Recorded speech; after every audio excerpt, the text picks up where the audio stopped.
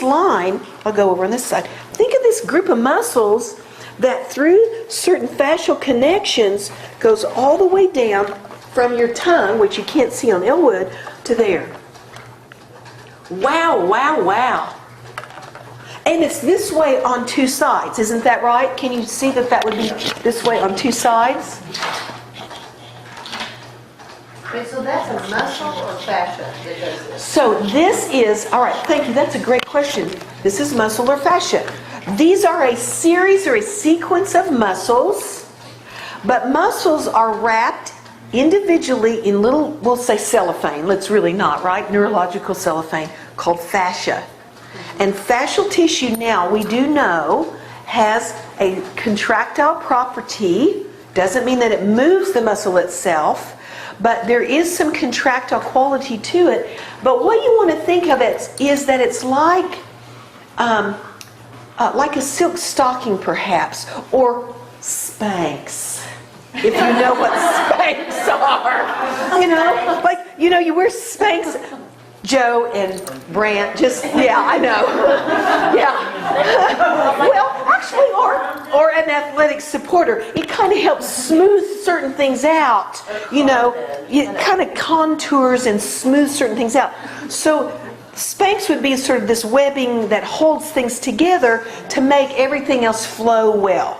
So the fascial tissue would be kind of like a webbing, like a sweater. And if it gets dehydrated or aged or lack of hormones in the body, like estrogen has relationships to the collagen in our body, to the cross-bridging in the collagen fibers. So when you get old, you see how stiff and dry people are, right? And then that's a product of not only just dehydration, but also hormonal factors. So this fascial tissue can be like a sweater that gets snagged or gets contracted or balled up. And so what if on one side of this, the contractile properties happen here, get snagged up, it's going to pull the spine off in one way, right?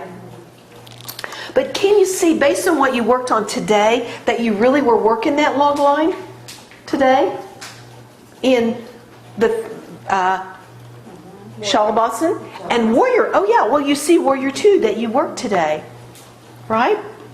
So if you look at that pose, the Warrior 2, and you see that this fascial tissue runs, from the ankle calf up around there like that. I'm kind of going, actually that's really not there, but it's behind, like this, like that, wouldn't it? Up there, like that, and then up my front side, okay? How about that? And I should go this way too, but okay, but wow, can you see how, now that makes sense to you if you see that picture, that this tissue is going to, if it's tight on one side or the other, it's going to be bound up. And not only that, is the leg not going to work, but can you see that if you get the leg position, that it indeed could pull on the pelvis, the psoas. Did you see that can you see that from the book? So I want to empower you to look at the book itself over your own time and look and read the muscle groups, so that when you go to teach a posture or you practice a pose, you go, okay, wow, why does my knee fall in like that? Then go look at the core suture and see, well, the core suture is here, but on the back side is the long back line, or the, what do you call it, the postural sutra on the back. He calls it the postural sutra. It's the long back line. I look at the Meyer stuff, but then you can start to make relationships with them. But it almost looks like if you had them turn their head where their chest is facing, it almost would let their knee go out. Now, see, there she goes again, thinking the way you're supposed to think. Do you say that again?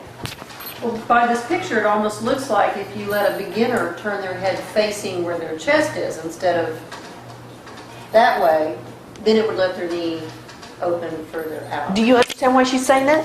If these tissues come all the way up to here, and you start putting a pull on these tissues here, she's saying if you just give off some slack in one piece of the line here, it may actually help them there. That is correct. And not just in that line,